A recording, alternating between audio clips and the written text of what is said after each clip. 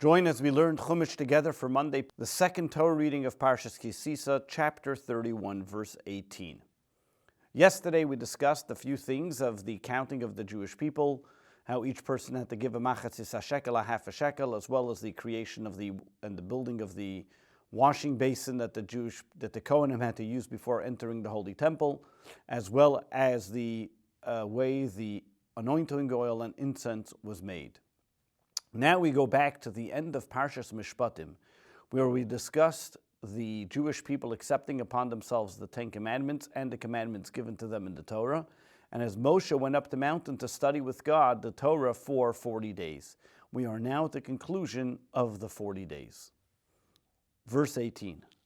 Vayitein al Moshe, and God, when he finished speaking, and he gave to Moshe, kechaloisi ledaber itay, when he finished talking with him, Bahar Sinai and Mount Sinai, Shnei Luchis Eidus, 2 tablets of testimony, Luchis Evan, tablets of stone, Ksuvim, they were inscribed, Be'etzba Likim, by the finger of God.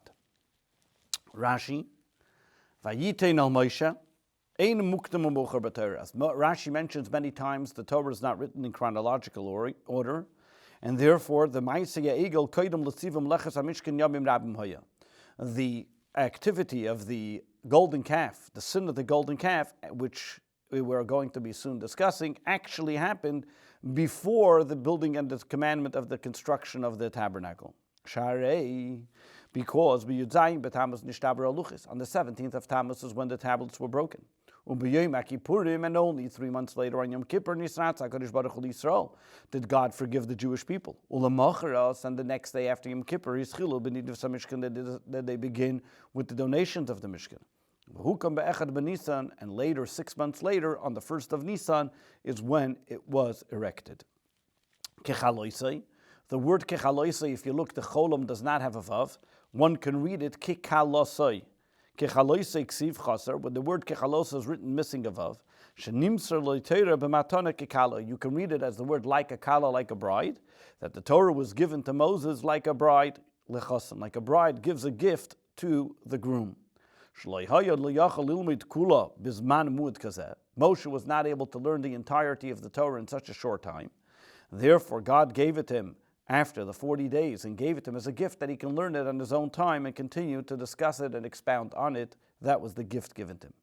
David Acher, another explanation given to this. Just like a kala, a bride, adorns herself with 24 different kinds of adornments. What are those 24 different adornments as described? Hamud Sefer Yeshaya discussed in the book of Isaiah. Av Talmud Chacham, so too a scholar. Has to be thorough in the 24 books of the Torah, 5 books of Moses, 8 books of prophets, and 11 books of scriptures. L'daber itay, talking with him. What was God talking to him about? He finished telling him chukim and mishpatim, the statutes and the laws, that were discussed in the Torah reading of mishpatim. L'daber itay, another interpretation. What does it mean that he was talking with him? What does it mean he was talking with him? It should really say he was talking to him.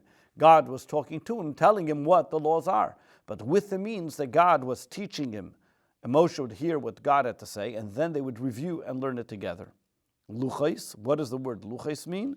Tablets. Luchais ksiv sheishtei and shaves, they were equal in size, and that's how we know that the luchais as well, which a discussion that the Rebbe always mentioned, that the luchais were not round, they were square, and each one was the same and equal size.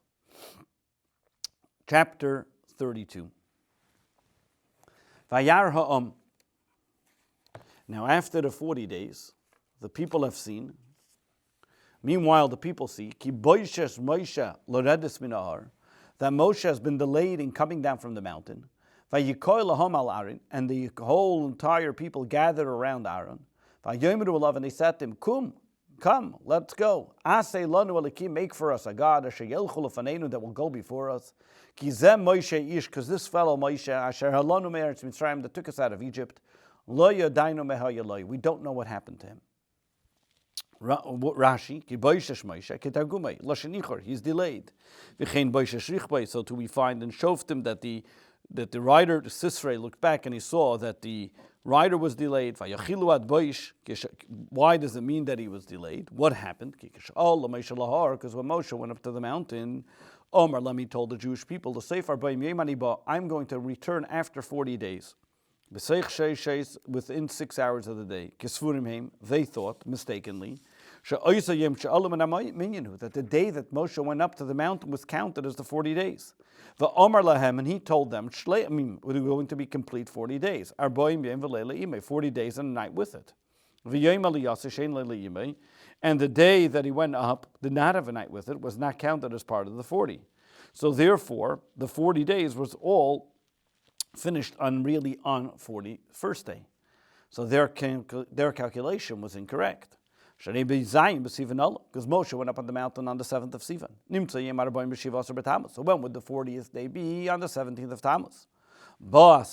And they were now on the Bezeh sign, and what happened was on the 16th of Tammuz. The Satan came along. The Irvi mixed up the entire world. And he showed the Jewish people an image of like confusion, darkness, and all havoc. Loimar saying, Vade meis Moshe, for sure Moshe died. Therefore he comes and confusing them. Amar Lahem, and he tells them, the Satan tells the Jewish people, look, meis Moshe died already. Proof in the pudding. 6 hours have passed. He hasn't showed up. Like it said in the tractate of Shabbos. And therefore the Jews that actually did not believe him until he showed them an image, the Talmud says, of, so to speak, Moshe in a bed being carried, to show that he died. One cannot say that they just made a mistake because maybe it was a cloudy day, so they didn't see the sun clearly, so they weren't sure what time it was.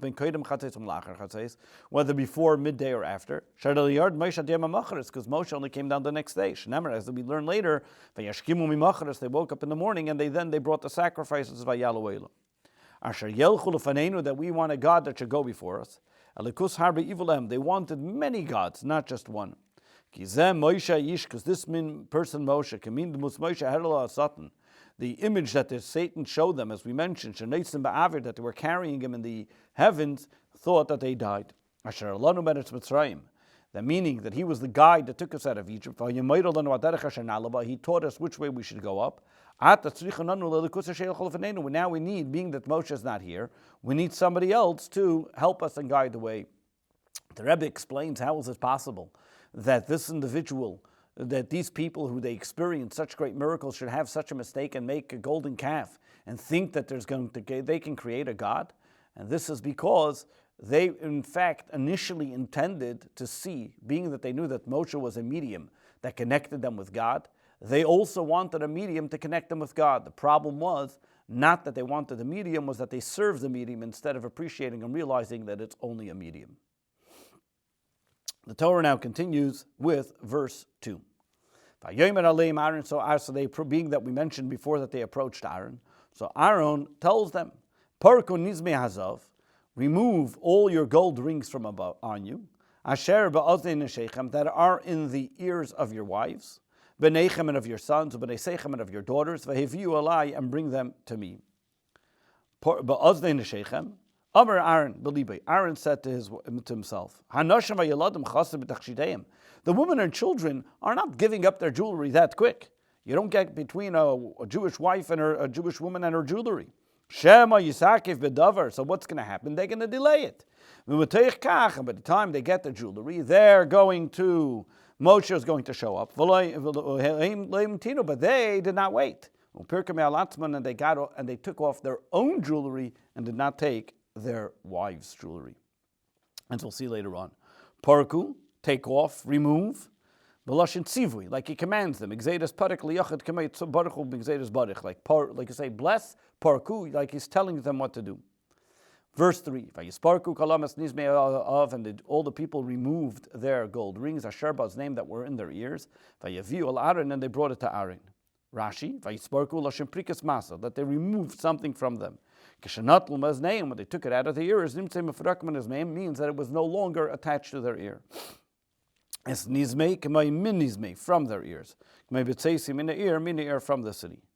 And just an interesting note that you see over here, that it was they only took of theirs. That's Rashi mentioned that he told them to bring their wives and children. The wives and children did not give it, and that's why the women are given a special celebration, an extra holiday of Rosh Chodesh, because they did not participate in giving the gold for the golden calf. Vayikach miyadam, and he took it from them. Vayotzar isa becheret, and he bound it in a cloth. Vayaseu egel maseikha, and he made it into a molten calf. Vayomru, and they said, Eila lekecha Yisrael, and he formed it using this molding tool, using a molding tool. Vayomru, and they said, Eila lekecha Yisrael, this is the God, Israel is your God. Asher Sisa, Asher halucha meretz Mitzrayim, that brought you out of Egypt. Rashi, what does it mean, Vayotzar, that he formed it? So first of all, what does he do? Vayotzar isa becheret, yesh l'targum b'shnei panim. This word Vayotzar, did he actually form it? Did he mold it? What does the word Vayotzar mean? Generally, the word Yotzar means to create, to form. But also, ha'echad, you can also translate Vayotzar mean Lashon Kshira, that he bound it b'cheret in a handkerchief, Lashon Sudar, k'moi hamitpachis b'charitim v'yitzer k'chraim k'esav k'shnei charitim. We find this other terminologies in the Book of Kings where the person takes the money and bounds it together, as we see in those other places where Elisha tells Gehazi that he takes the money and he bounds it in a handkerchief. A second way of explaining this is Vayotzar Lashon Tzura, molding, b'cheret, with a molding tool. Kli umnus, this was a tool. Hatzer for shechertz and v'chertz, and the people that are shape and mold and are able to make different images. B'itzuris bezav, that they make different images in gold. B'eit sefer acheret eses baluchas b'kasin, or the molders and the engravers that they use a pen, engraving pen, to be able to make it in tablets or in things of this nature. Like we find in Isaiah, it says that you will write this in a stone. And that's why the Unclus over here explains that he drew it with a molding tool, like copying vukli umnus. This is a special tool that is used. That with this they're able to make pictures of the letters which were like beautifully designed and decorated. And this is what we would call in other languages engraving or copying, how they would make these different images and drawings in seals, and on seals meaning on when they would have to seal envelopes and things of that nature. Egel masecha, a calf which was molded out, a statue. What happened here? How did it happen? Did Aaron mold a calf for them? So kifan shishlichol or bakur, being that he took the gold and he threw it into the fire. And you had Egyptians who were there, the Eid of Rav. If you recall, when the Jewish people left Egypt, there were Egyptians that saw the great miracles and they wanted to join along. They were called the Eid of Rav. Amongst them were magicians, and they came and they made it into a calf with their magic. Another opinion is Micha Yesham, that the one that did it was a fellow by the name of Micha. The reason why he was called Micha was sheyatza mitoich demuse habinyan shenismayich by Mitzrayim. The word Micha means that he was squeezed in, because from the word mi'icha, what happened was when Moshe saw that the Egyptians were taking the Jewish children and filling them into the walls when a person didn't finish his quota of bricks, he cried out to God and said, "How is this possible?" God said, "This is my decree." However, he says he won't take one kid out, and the kid that he took out of the wall was Micha. And this fellow Micha, Shem, he had with him a plate that had on it God's name, that Moshe used, and he wrote on it, "Come up ox, come up ox." Why did Moshe use it? Lahali Sadeinu Shal Yosef, that Moshe threw it into the Nile River to bring up the casket of Joseph, to take it with them when they were leaving Egypt. And he threw it into the fire. The Yatza Egel, and therefore a calf came out of it. An interesting concept that the commentaries explain, why the calf. Someone explained as we go into these understandings as well, as the calf. Why specifically a calf? Because the calf, its mother is an ox.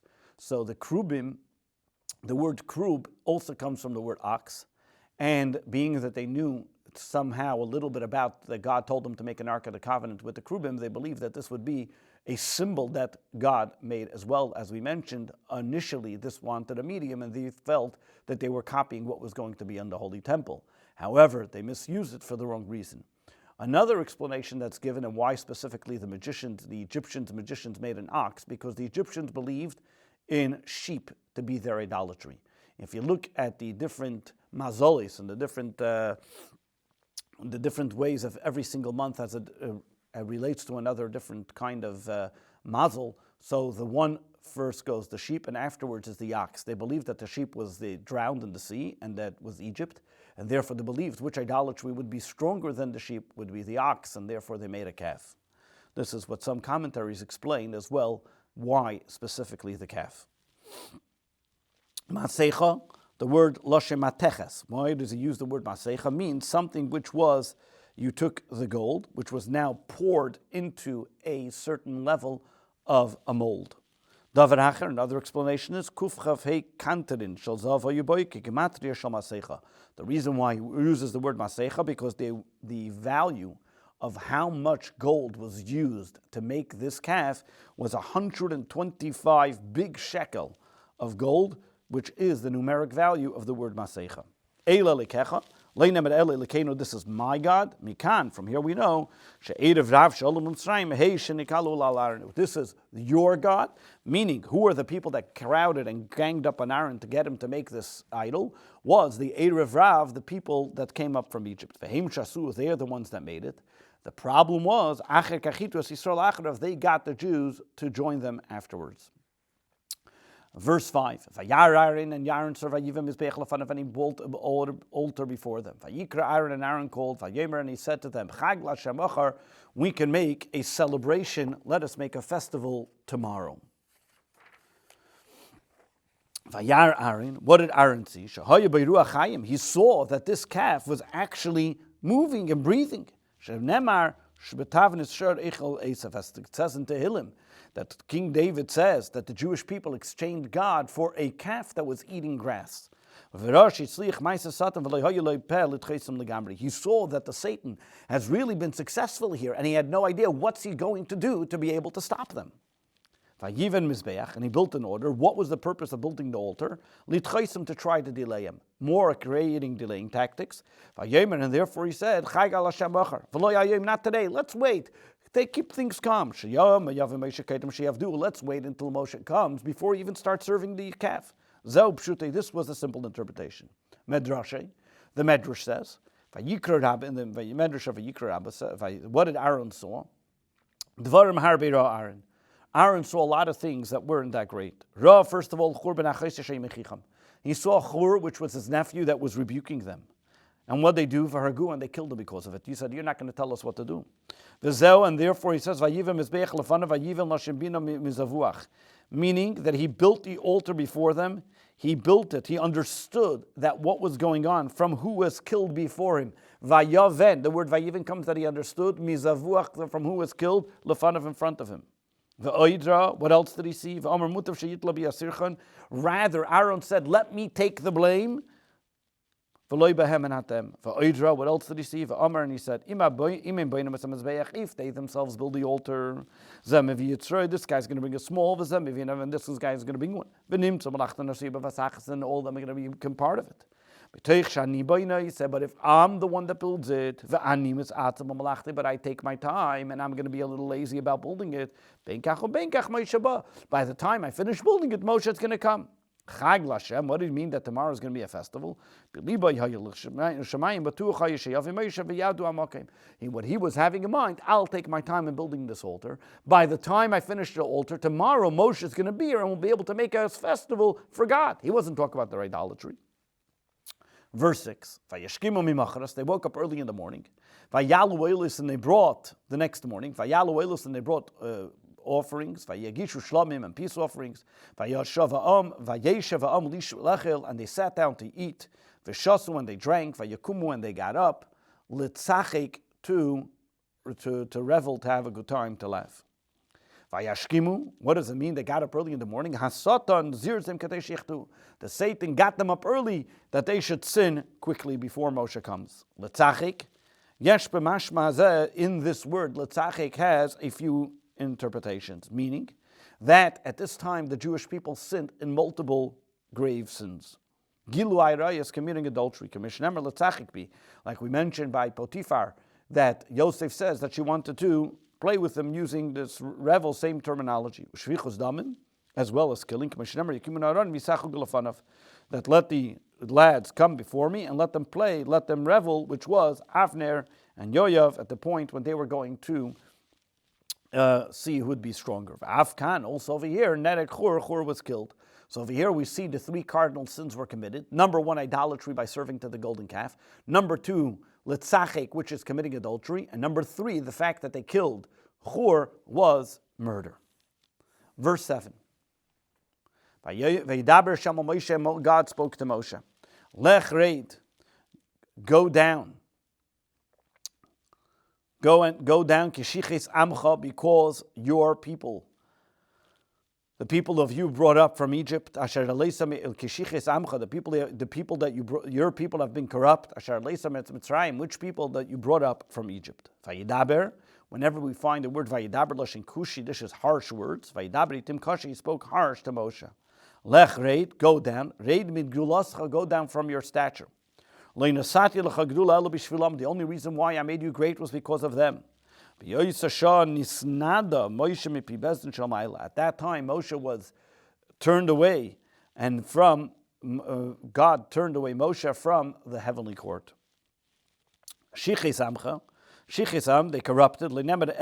Your nation. You decided to take the Erev Rav, these Egyptians out of Egypt, and you did not ask my opinion, and you converted them. And you said, it's good that we should have more converts to join the divine presence. These are the ones that are corrupted and corrupting others. Verse 8. Saru maher, they have quickly turned away. Minaderech, from the path, asher tzivisim, that I commanded them. Osru lahem, they made for themselves, egel masecha, a calf, a molten calf, and they bowed down to it, and they brought sacrifices to it, and they said, this is the God of the Jews that took them out of Egypt. They credited all the miracles that I did for them to this calf. Verse 9. God said to Moshe, I've observed these people, and indeed they are stiff-necked people. What does this mean? Rashi, they do not accept rebuke easily, meaning they turn their faces, they turn their necks to those that rebuke them. And they refuse to hear rebuke. They turn away when they are told something, when they're told off. Verse 10. And now let me be va'yicher api, and I will display my indignation against them, va'achalem, and I will destroy them, va'esa ischalige gadol, and I will make you for a great nation. Rashi Yud, hanichali, adayin lo yishamaynu shispalo Moshe aleim.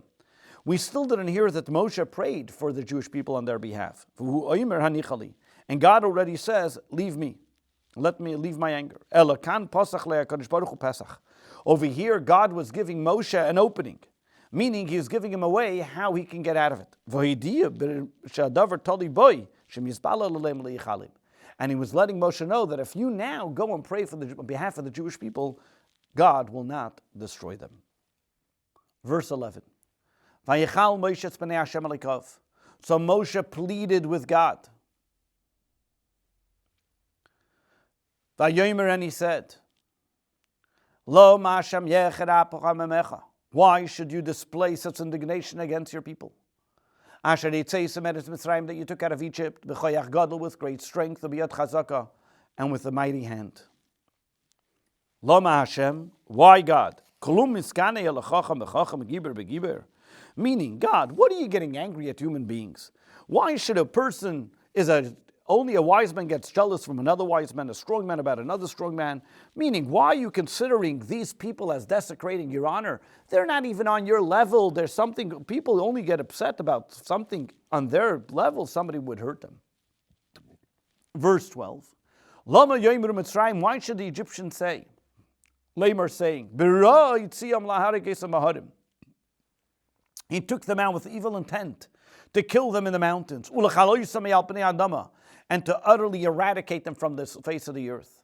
Shuv mecharein apecham, withdraw from your display of indignation, v'hinachim al hara la'amecha, and renounce the thought of bringing evil upon your people. Rashi, v'hinachim, what does it mean, v'hinachim? Comfort. But it also comes from the word regret, renounce. He's ashes machshava acheres. Change this attitude, renounce this way, lehetiv lam, and instead of having this passion to hurt them, change it to make them good. Al hara, on this bad, asher chashafta lam, you wanted to do them bad. If you recall, just an interesting note here, the words that Moshe uses, that Egypt will say, B'ra'a hitziam, with evil he took them out. The word ra'ah. If you recall, when Pharaoh told Moshe, you guys want to go to the desert, see, ra'ah neged panechem, ra'ah is going to happen. This is what Moshe was telling God. If you're going to kill the Jewish people, this is going to show that Pharaoh's correct. That ra'ah is what killed them. The star, as we explained then, that the bloody star in the heaven is what's going to hurt them. Verse 13. Remember your servants Abraham, Isaac, and Israel. Your servant Asher Nishbaitalem, that you swore to them, with them. And you spoke to them. You swore by yourself. And you spoke to them, that I will give your descendants the entire land. Like I will multiply them like the numerous stars as the sky. As I said, in this land, that I said, I will give to their children, and they will inherit it forever. Rashi, Zecher Lavram, even if the Jewish people have transgressed all the 10 commandments, Avram Aviyam, their father Abraham, he was tested with 10 tests and still did not get his reward. Therefore, because of him, you got to give it to his children. And therefore, they'll be able to retain the reward of the 10, even though they transgressed the 10 commandments because of the 10 challenges that Avram went through. If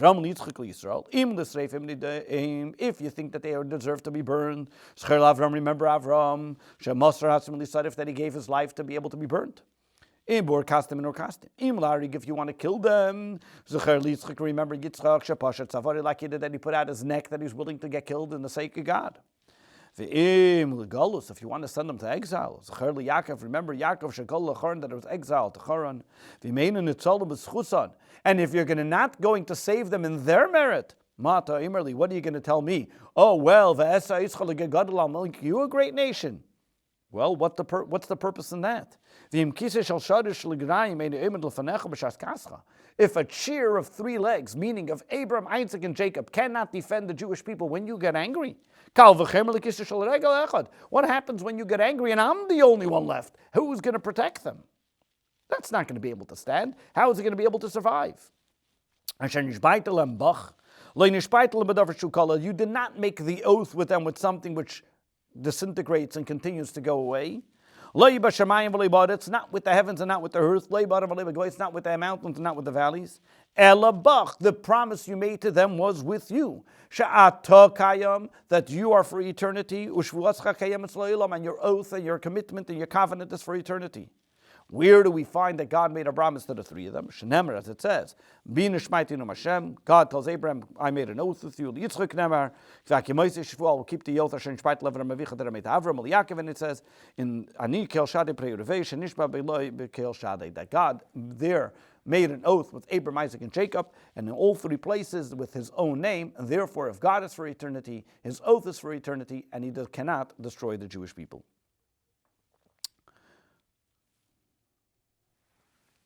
Verse 14.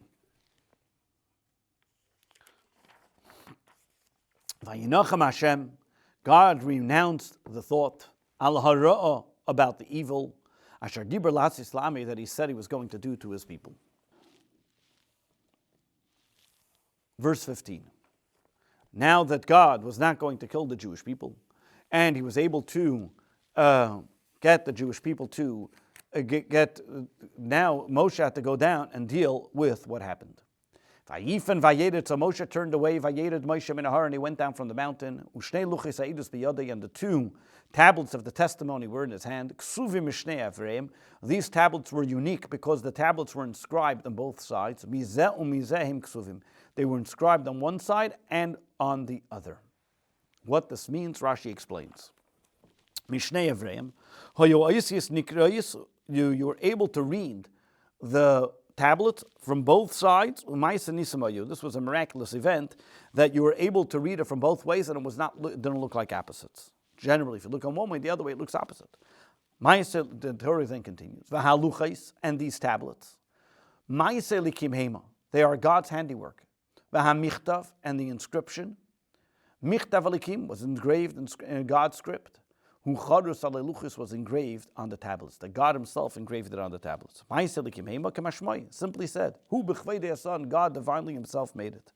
Another way of explaining this, like a person says, that anything this person does is in that work. Meaning, anything God occupies Himself with, His whole occupation is in the Torah.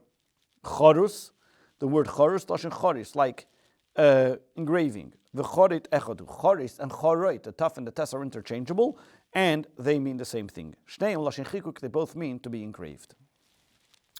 Verse 17. Vayishma Yeshua, and Yeshua hears as koil ha'am berei, and he hears the sound of the people jubilating. Vayomer el Moshe, and he tells to Moshe, Kol mulchama b'machane. I think I hear there's a sound of the battle in the camp. Berei, what is the word berei? About ear, noise, a lot of noise coming on. He hears them celebrating, joyful jubilation going on there.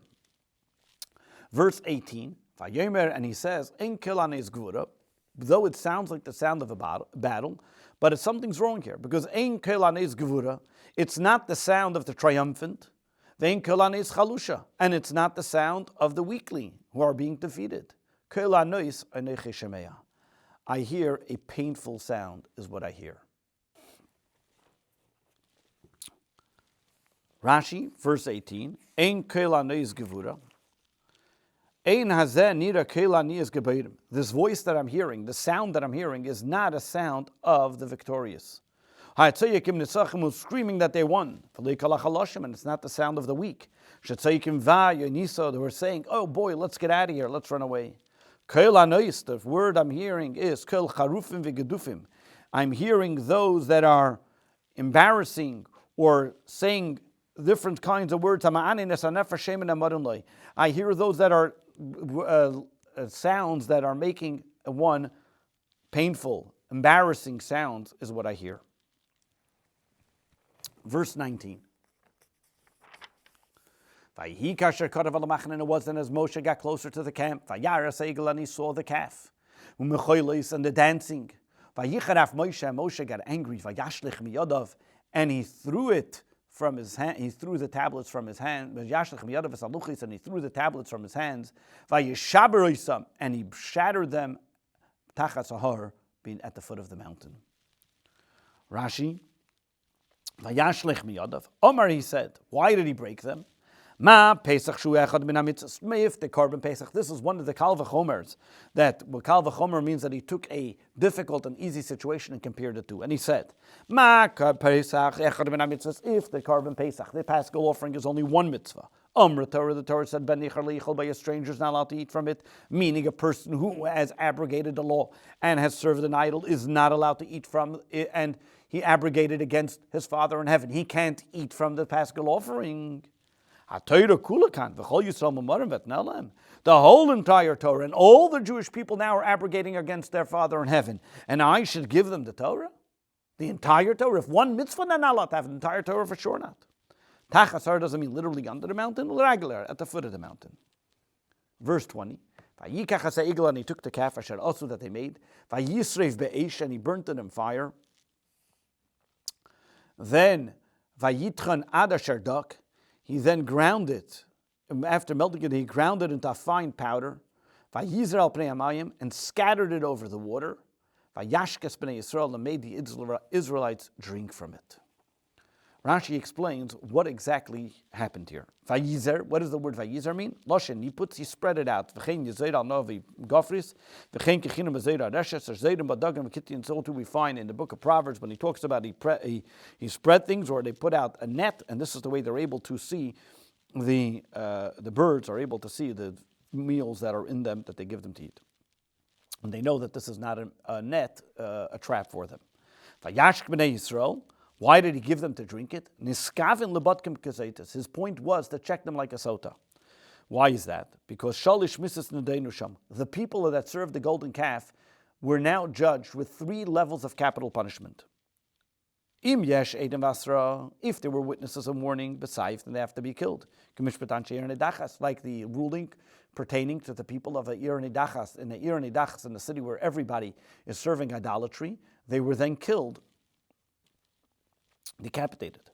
Shehin merubim, and this is many of them. Edim below Yasra. What happens to a person where an individual, where there's witnesses but there's no warning? B'magefa, they die in a plague. As we read later that God made a plague. Lo yedim v'lo Yasra. But what happens if there's no witnesses and no warning? B'hidroik, and this was a stomach illness.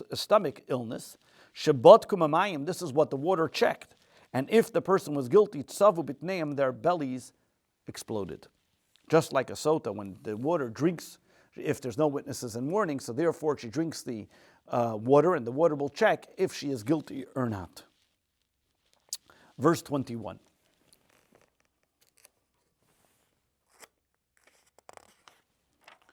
Vayomer Moshe al Aaron, and Moshe said to Aaron, Ma asa l'cha mazeh? What did these people do to you?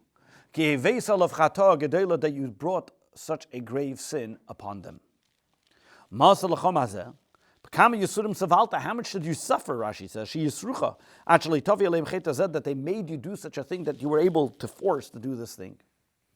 Vayomer Aaron, and Aaron responded, Al yicharaf adoini, let my master not get angry, not be upset at me. Ata yadaitas, you know these people, ki berahu, that they are bent on doing evil. Ki berahu, what does this mean? Bederech raim holchem tamid, they're always going in an evil way. Ubenisyenus lifnei amokim, they're always challenging God. Verse 23. And they said to me, Asei lanu eliki, make for us a God that will go before us. Because this fellow Moshe who took us out of Egypt, we don't know what happened to him. Verse 24. So I told him, you know what? Who got gold? He's Paraku, take it off. They gave it to me. I threw it into the fire. And automatically this golden calf came out. Rashi says, I told them, I told them one thing. Lemizav, who has gold? Levad, this is the only thing I told them. Quickly, Levad, vehem, miyaruv yisparku. They ran and came and took off the gold, and they were here. And they gave it to me. I didn't know that a calf was going to come out. V'yotzon, this golden calf came out because, as we mentioned before, of the magic of the Egyptians. Moshe saw the nation, saw the people. Kifaruahu, that they were exposed. Kifaroi Aaron, that Aaron has exposed them. L'shimtza b'kameyem, making them an object of disgrace amongst their adversaries. Farua, what does it mean? Farua, migula, exposed. Niskala shimtza kalei, you expose this person's disgrace. Kamoya faray shisha, we find also by the Sota that they exposed her here. L'shimtza b'kamei l'islam adavar zeli gnus b'fichol hakamim aleim, that this would be a disgrace in front of all their enemies, that they would be so embarrassed that they did such a terrible thing. Verse 26. Vayamid Moshe b'shara machna, Moshe stood at the entrance of the camp. Vayomer, and he said, Mila Hashem Eloi, whoever is for God, come to me. Vayosvu b'nei Olav kol b'nei Levi, and all the Levites rallied around him. Kol b'nei Mila Hashem Eloi, Yaveh Eloi should come to me. Kol b'nei Levi, all of the tribe of Levi, Mikan shekol hashevet kasher. From here we know that the entire tribe of Levi were all fitting, and they did not take part in the sin of the golden calf. Verse 27. Vayomer lahem, so he told the tribe of Levi as follows. Koyamar Hashem, so this is what God said. Elikei Yisrael, the God of the Jews, simu yishcharba, each one of you take your sword. Al yerechi, and put it on your hip, on your thigh. Ivru v'shuvu, and go. back and forth, mishar lashar, from entrance to entrance, b'machan, in the camp, v'hir gu ish asachiv, and each man must slay his brother. V'ish esreyo, a man his friend, v'ish eskreve, a man his relative. Koyamar, v'heicha namar, why does it say so? God said, where did God say this? Well, God said, this is what the Mechilta explains it before in the tractate of Mishpatim. God said, any person who brings idolatry is liable of capital punishment. Achiv, it's not their brothers. Me'imoy, the same brother from the mother. Shehum Yisrael, because they were all Jews. They were all different tribes. Verse 28, Vayasuk b'nei Levi kizar Moshe, and the people of Levi did like Moshe said, Vayipol binam b'yemahu, and from that day died from the people, Kishleishes alfei ish, 3,000 people fell that day. Verse 29, Vayomer Moshe, Moshe said, Milu yetchem, be inaugurated today, Lashem, to God, ki ish bivnei ba'achiv, with you, against you, your grandson and your half-brother, to bring blessing of priesthood, which would be to the tribe of Levi, upon you today. Rashi, milu yetchem, atem ha'hergemaisam, bedover tischanu liyes kehanim lamokim. You guys that are going to kill the other ones because you stood up for the sake of God, you will be the ones to serve in the holy temple. You will be kohanim. Ki ish mikem yimali yod b'vnei ba'achiv, because by the very fact that you had to go kill your own relatives, this is what's going to make you and give you the blessing. Verse 30, Vayhimi macharos, and it was the next day. Yomer Moshe Lama, Moshe says to the Jewish people, now this is what happened all on the 17th of Tammuz, now we're on the 18th of Tammuz, after the big event that Moshe saw what happened and he broke the tablets. Moshe now tells the people, Atem chatasam chadog, you guys made a terrible mistake, have done a terrible sin. Va'ata, now, Ela Lashem, I have to go to God. I have to go up to God. Maybe, perhaps, he will be able to secure an atonement for this sin. I'll have to pray to God to be able to remove the terrible sin amongst you, because of what you've done, to create a boundary, a barrier between you and the sin that you have done. Verse 31, Moshe returned to God, and he said, oh no,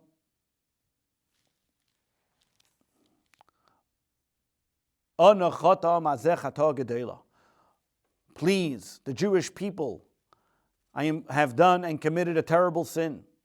And they made for themselves a god of gold. Rashi, you were the ones. See, Moshe over here was trying to find the merit for the Jewish people. So he says, God, you're the one that caused them to do the sin. You gave them so much gold and all that they had. What should they do with all the gold? It's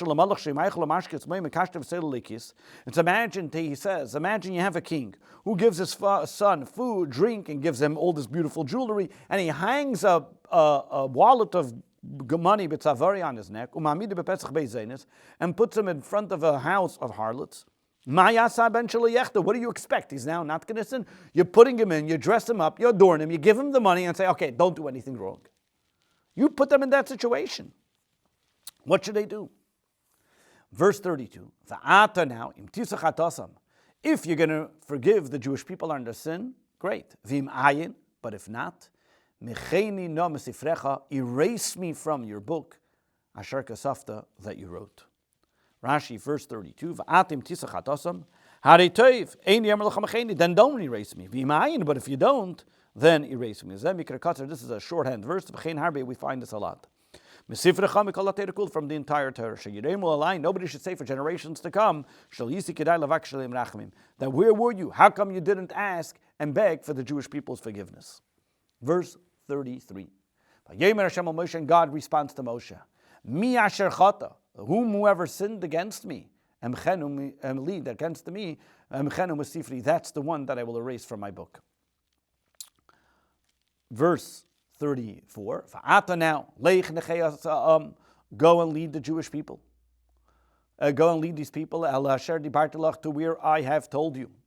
Behold, my angel will go before you, and in the day that I will have reckoning, I will also bring them to account for this sin as well.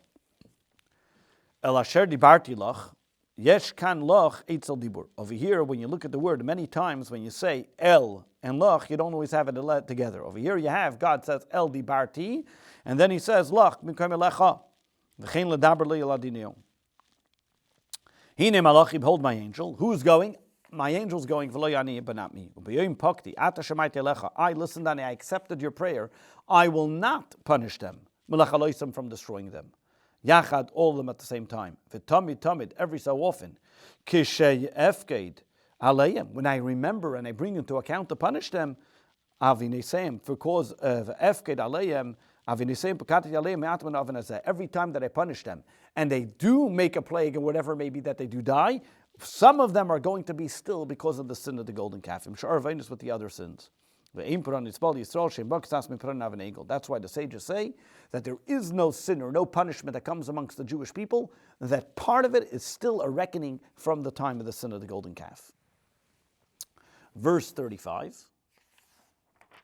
And the Jewish and God struck the people with a plague because they have made a calf that Aaron made. This was now, if you recall, there was a third punishment, which this was the death by heaven, for those that did it with witnesses but no warning. Chapter 33, verse 1. And God said to Moshe,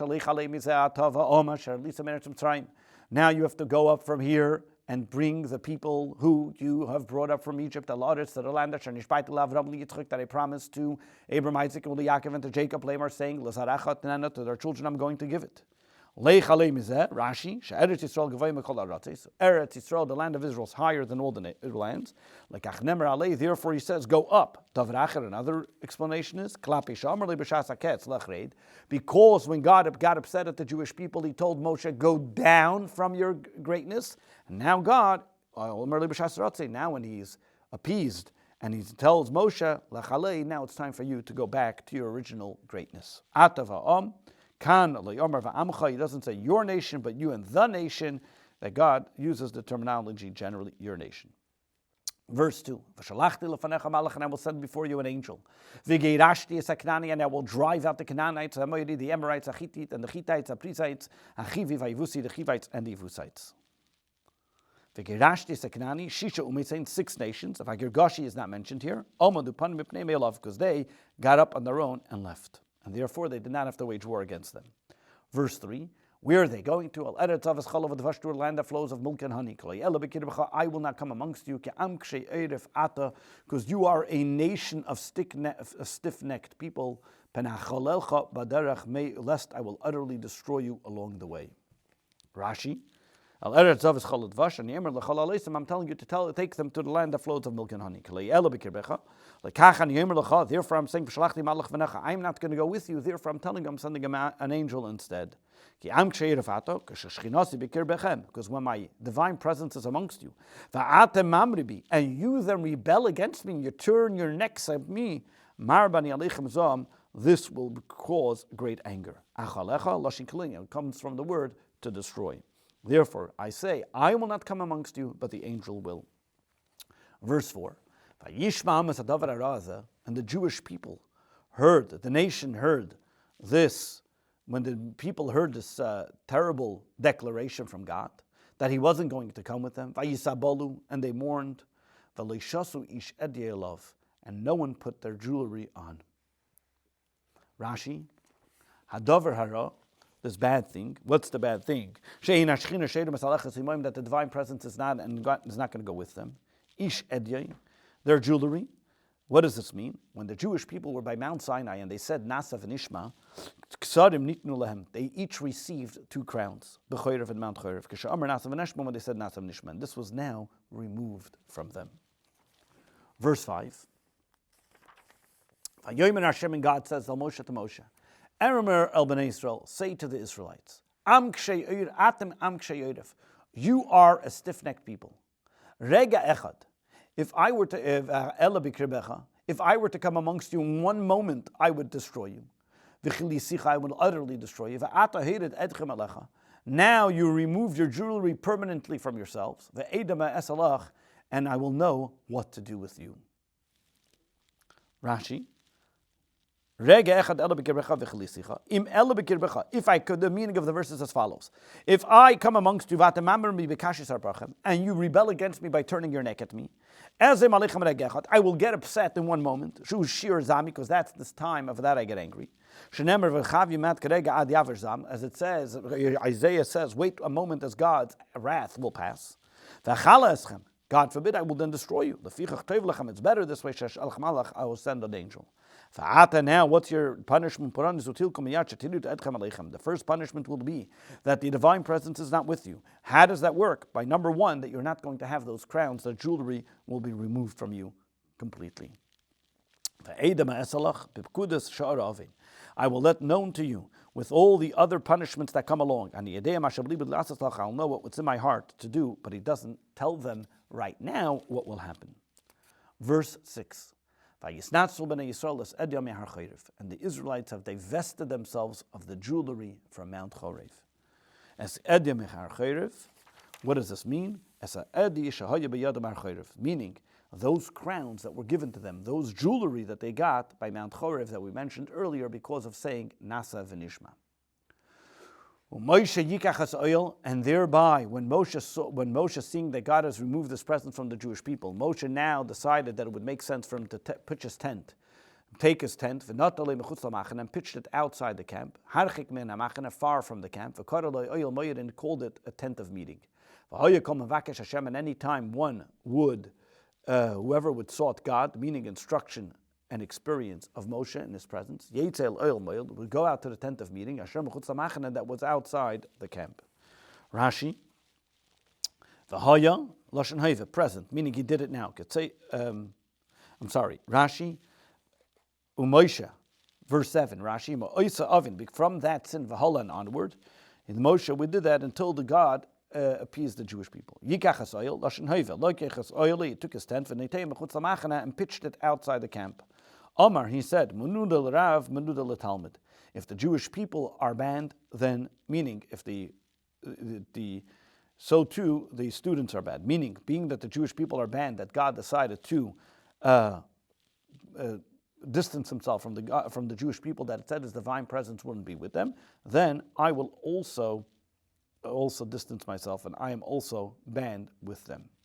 Harchik, how far? Al payim amma, 2,000 amma. As it says, that the distance was 2,000 cubits. He called it, he called it a tent of meeting. This was a place, when people wanted to study Torah, this was a place of meeting to study Torah. Any person who wants God, from here we learn that when a person goes to meet and greet a scholar, a rabbi, it is as if he is greeting the divine presence. He will go to the tent of meeting, he will have to go out. Another meaning that this means, any time a person wanted to request of God, meaning, that even the angels, when the angels would ask each other, where is the place of the divine presence, they would say, it's at the tent of Moshe. Verse 8. And it was when Moshe would go out to his tent, all the Jewish people would stand, and they would stand at the entrance of their tent, and they would look following Moshe, until he would come to his own tent. Rashi, meaning that's what happened. When Moshe would go out, would go out from the camp to go to his tent, all the people would stand out of respect, and they would not sit until Moshe passed them. If you beat Moshe, they would follow Moshe l'shevach. This is a praise. Lucky is individual. They would say, lucky is this person born to a woman, that he is so guaranteed, he is so lucky that the divine presence follows him into the entrance of his tent. Verse 9. And as Moshe would go into his tent, and the cloud of glory would then be lowered. The Omad Pesach would be at the entrance of his tent. The Diberi Moshe would speak to Moshe. The Diberi Moshe would be speaking. Like the Targum explains, that he would speak with Moshe. Who is this? This is the divine presence. Like we learned previously, that he heard the voice of God speak with him. With a shva ilav, midaber with a chirik.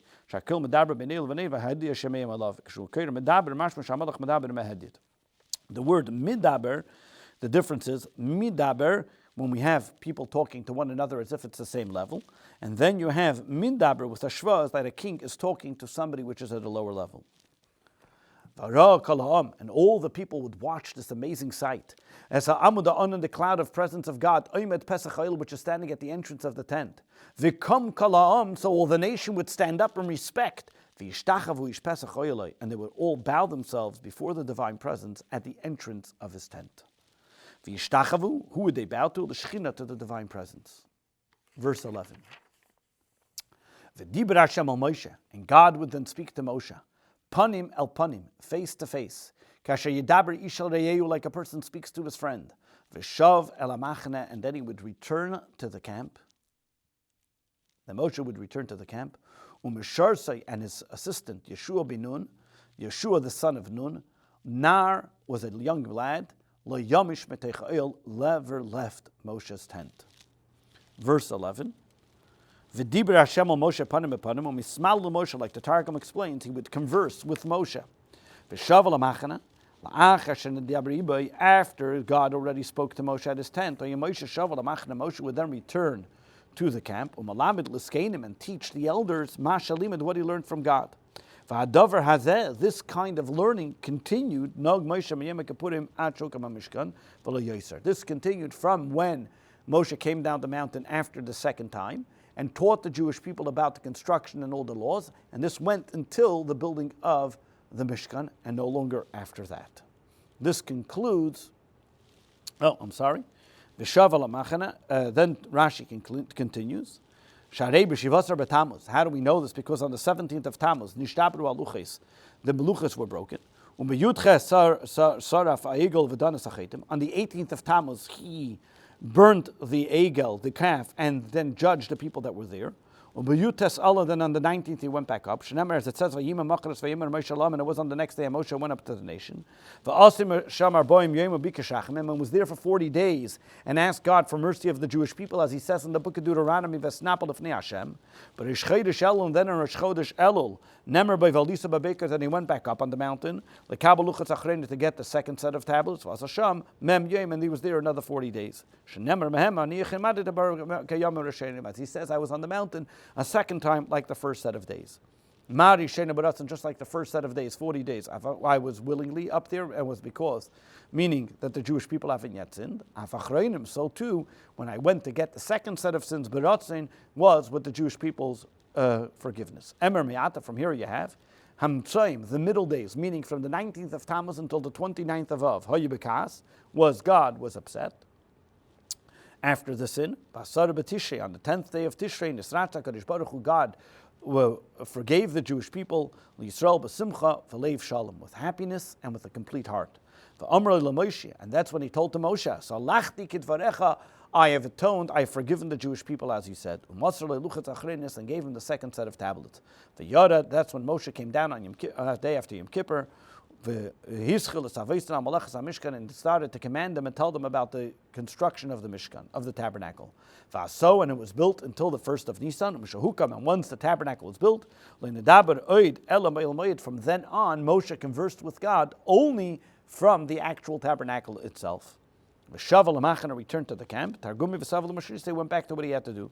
L'fisha hu b'loshen heva v'chein kaliyim v'rar kalam v'chazam v'nitzav v'kayamim v'bitu mistaklin v'shtachel v'tzagorin. All the things are talking in present. They looked, they went, and they bowed. All are talking in the present. Medrashe, the Medrash says, v'diber Hashem al Moshe sheyashul v'machana amar loi. God told him that he should go back to the camp. God told him, ani bekas, I am upset on the Jews about what they've done. V'ata bekas, and you too should be as if you're angry at them as well. And therefore, separate yourself from the camp. Im kain, miya karvim, who's going to be, if you're going to, meaning, God tells him, if you're going to be angry, and I'm going to be angry, because therefore you pitched your tent far away, who's going to make them happy? Who's going to console them? Who's going to comfort them? Therefore, Moshe had to return to the camp to speak to them as well. This concludes the second Torah reading of Parshas Sisa.